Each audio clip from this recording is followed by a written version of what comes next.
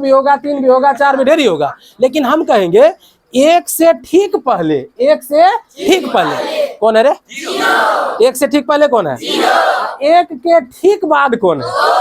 बताओ, आप समझ में आ रहा है? तो वही शब्द यहाँ प्रयोग हुआ है, आप समझो अब बात को।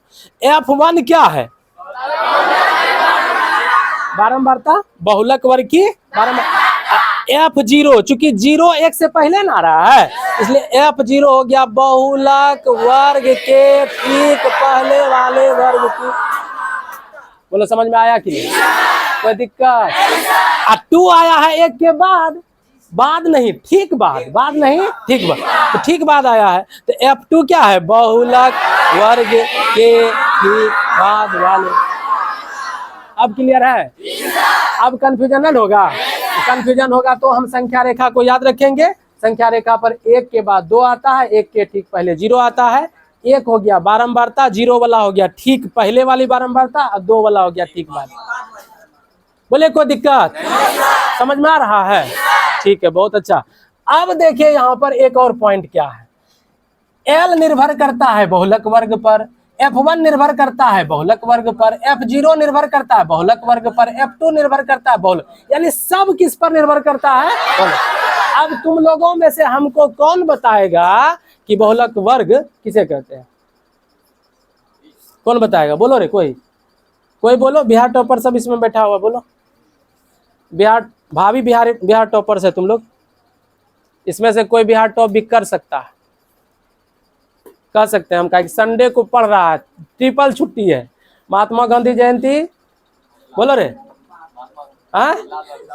लाल बहादुर शास्त्री की जयंती, और संडे, और प्लस में नवरात्रा।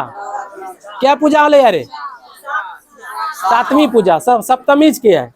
कल महाअष्टमी भी करते, बहुत लड़की सब न लड़कों सब न करते कि हे दुर्गा मैं केनहो हमरा बिहार टॉप करवाए द।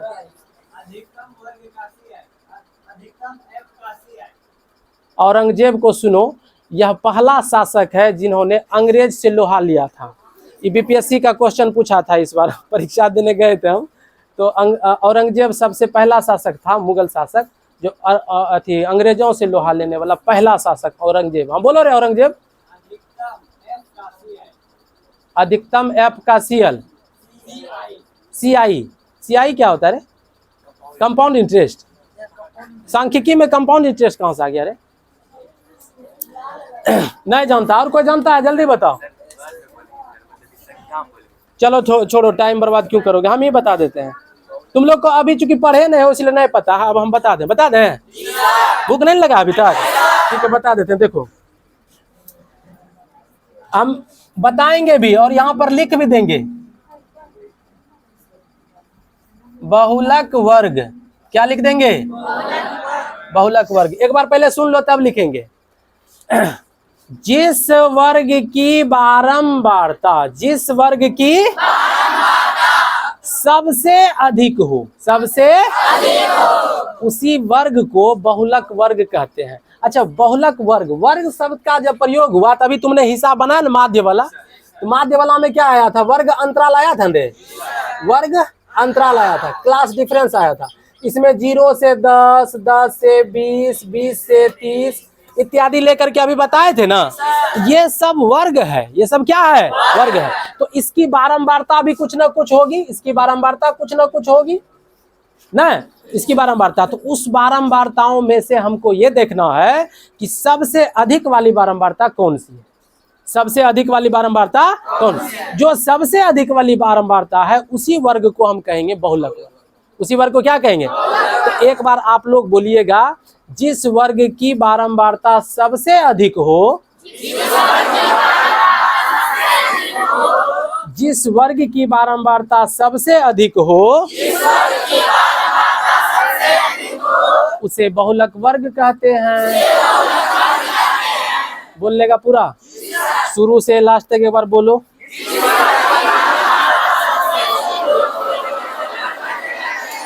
एक बार फिर से।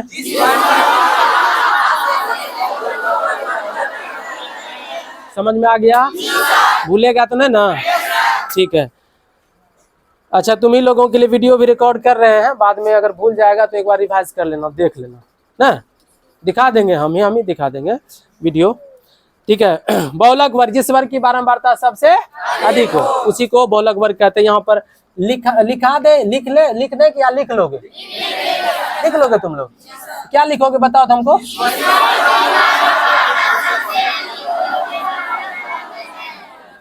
जिस वर्ग की बारंबारता सबसे अधिक हो उसे क्या कहते हैं? बहुलक वर्ग कहते हैं। उसे क्या कहते हैं? बहुलक वर्ग कहते हैं। उसे बहुलक वर्ग कहते हैं। आ गया समझ मेरे? अब लगे हाथों अभी तुरंत हिसाब भी दिखा देते हैं कि कैसे बनता है। एक बार देख लोगे ना तो हमको लगता है लाइफ टाइम कभी नहीं भूलोगे। एक बार खाली देखना है और बन जाएगा।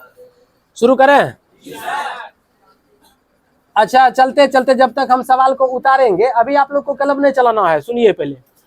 जब तक हम सवाल को यहाँ उतारेंगे तब तक में कुछ प्रश्न भी हम पूछेंगे, उसका भी आप जवाब देते जाइएगा, ठीक है? बोलिए तो माध्य बराबर सूत्र क्या होता है?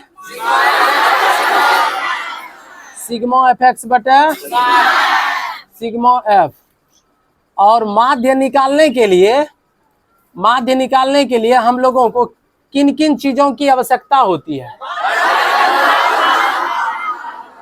वर्ग अंतराल, बारंबारता, और बोलो रे वर्ग चिन्ह,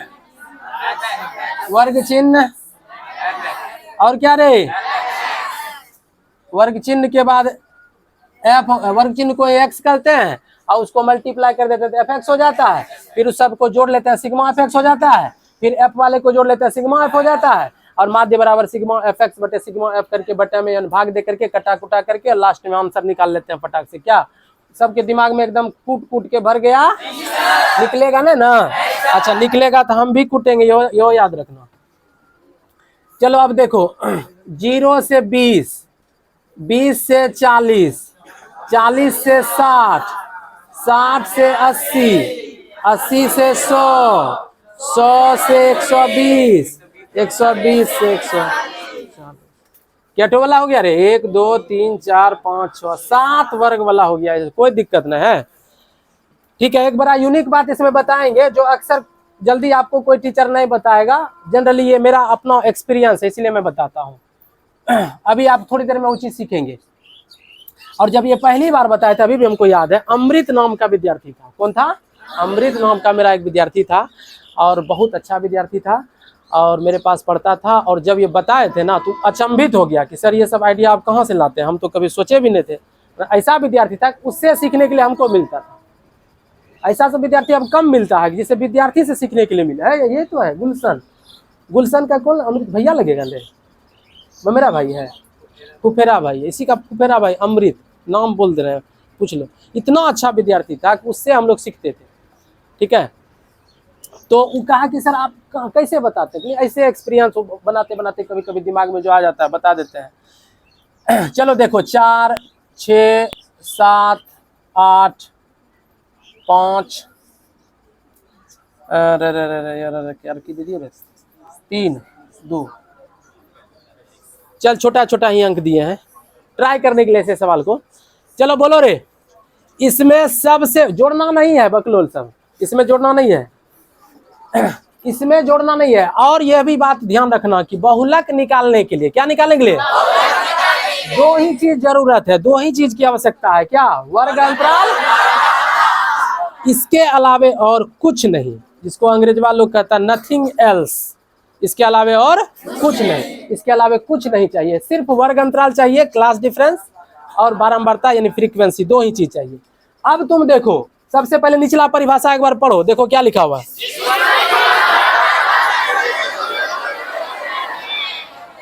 ये बारंबारता है, क्या है? बारह। इसमें कौन सबसे अधिक होगा रे? क्या सबसे अधिक है? 8। तो 8 जो अधिक है वो किसका है रे? 60 से 80 का। यहाँ पर मेरा बहुलक वर्ग इस सवाल का क्या निकलेगा? बहुलक वर्ग क्या निकलेगा? 8 निकलेगा। अरे 8 तो बारंबारता हुआ मैक्सिमम वाला, अधिकतम वाला बारंबारता क्या हो गया 8। किस वर्ग का ये है रे? क्या है? बहुलक वर्ग ना तुमको पूछ रहे हैं, तो बहुलक वर्ग इसमें क्या हो गया 7 से 80। बहुलक वर्ग क्या हो गया? कोई दिक्कत? यहाँ पर लिखे हैं, यहीं पर लिखते हैं, तुम लोग को दिखेगा। बहुलक वर्ग, बहुलक वर्ग 60 से 80। बहुलक वर्ग क्या हो गया 60 से 80। अच्छा, एक बात जो हम बोल रहे थे कि अभी चर्चा किए कि बताने वाले हैं, अभी ये बता देते हैं। अब तुम ये तय कर लो, दिमाग में सेट कर लो कि इसका जो बहुलक का हम आंसर निकालेंगे वो 60 और 80 के बीच में आंसर निकलेगा। क्या निकलेगा? 60 और 80 के मतलब 60 से अगर कम आंसर आया, भूल बस किसी का गलती से 60 से कम आया, क्या आया 60 से कम आया तो सही होगा? गलत हो जाएगा। 80 से ज्यादा आ गया तब क्या होगा? गलत। यानी हम जो आपको कह रहे हैं ये प्रमाणित आप कर सकते हैं, ये एकदम आपको 100% मिल जाएगा। 60 जितना बहुलक वर्ग हुआ उसी के बीच में उसका आंसर होता है। तो 60 से 80 कितना बहुलक वर्ग आया रे? कैसे चुने 60 से 80 को? कैसे चुने? ये देखने में बड़ा सुंदर लग रहा था, तब इसके पास बहुत ज्यादा पैसा था, तब इसके पास सबसे अधिक बारंबारता का अंक था, सबसे अधिक बारंबारता वाला अंक था, इसलिए यह चुना गया 60 से 80 बहुलक वर्ग, जो सब में है।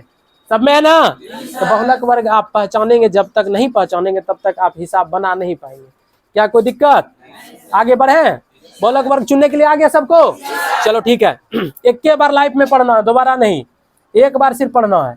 बहुलक वर्ग 60 से 80, बहुलक वर्ग 60 से 80। अब पढ़िए आप, एल बराबर क्या लिखा हुआ पढ़िए जरा सा। अब इसको हम मिटाएंगे, नहीं मिटाएंगे, तुम लोग उतारेगा नहीं रे? अच्छा रुको, अभी नहीं मिटाएंगे, चलो इधर साइड में लिखते हैं। एल क्या है रे? बहुलक वर्ग की निम्न सीमा। तो बहुलक वर्ग यही ना हुआ, निम्न माना उच्च माना, तो ये दोनों में तुमको लेना है, क्या लोगे? 60 छोटा है तो 60 हो गया। F1 क्या है रे? देखो पढ़ो, बहुलक वर्ग की बारंबारता कितना है रे? 8। कितना है रे? 8। F0 क्या है? पढ़ लो, बहुलक वर्ग के ठीक पहले वाले वर्ग की बारंबारता। तो इसके पहले कौन है रे? पहले 7। F2 पढ़ लो एक बार,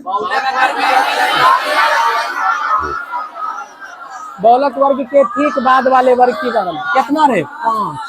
5। ठीक है, तो F1 F0 F2 सब H वर्ग मापन कितना का डिफरेंस है रे? 20। सबका मान आ गया।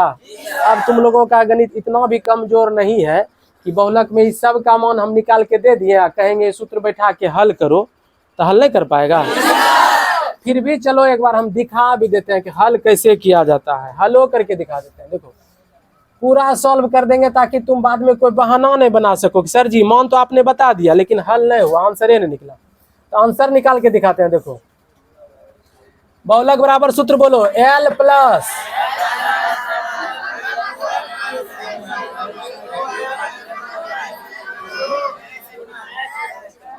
यही होता है रे?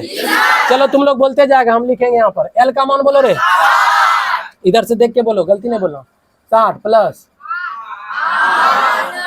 F0 7। 2 F1 का मान, अरे कोऑर्डिनेशन बनाओ, coordination, control and coordination, biology भूल गया क्या रे? समन्वय बनाओ रे। F0 का मान, फिर कोई पहले कोई बाद में बोल दे रहा है। F2 का मान गुना H का मान, सब का मान बैठ गया। अब देखो 8 में से 7 गया, 1/8 दूनी 16, दोनों माइनस में है तो माइनस माइनस जुटता है, चिन्ह माइनस करा जाता है, दोनों कर दो। 7 5 12 गुना 20, 60 प्लस 1/16 में 12 गया, 4 गुना 20, 4 पंचे 20, 5 एकम 5 नहीं रे? अच्छा 60 और 5 कितना हो गया 65। आंसर क्या आया? आंसर क्या आया? बहुत अच्छा। हम जो बोले थे वो मिला तो सही हुआ कि गलत है? हम क्या बोले थे कि आंसर 60 और 80 के बीच में आएगा, तो 65 आया ना, तो 60 से बड़ा है 80 से। बाई चांस किसी का अगर मिस्टेक हो गया सवाल बनाने में तो उसका आंसर अगर 60 से कम आ गया तो तुम समझ लो कि अब ये गलत है, हमको फिर से बनाना है, फिर से उसको काट के बना लेना। ये बात मैं बता रहा हूँ, आपको याद रखना है, भूलना नहीं है इस चीज को, ठीक है। तो इसका आंसर आ गया 65, जो कि बहुलक वर्ग 60 और 80 के बीच में है। बोलो बहुलक समझ में आया? और जो लंच नहीं किया होगा उसको समझ में नहीं आया होगा, इसलिए कि सुबह आया है 9 बजे, अब बज रहा है 2:30 बजने वाला है, 2:30 बजने वाला है। तो इतना देर से जो बैठा हुआ भूखे प्यासे तो मन मन गालियों देता होगा, जल्दी से सर जी छुट्टी दे देते हैं ना तो खा लेते हैं ना। चलो इसको आप लोग कंप्लीट करो, तो अब इसको सूत्र लिख लो, और सूत्र लिखने के बाद तब हिसाब बनाओ।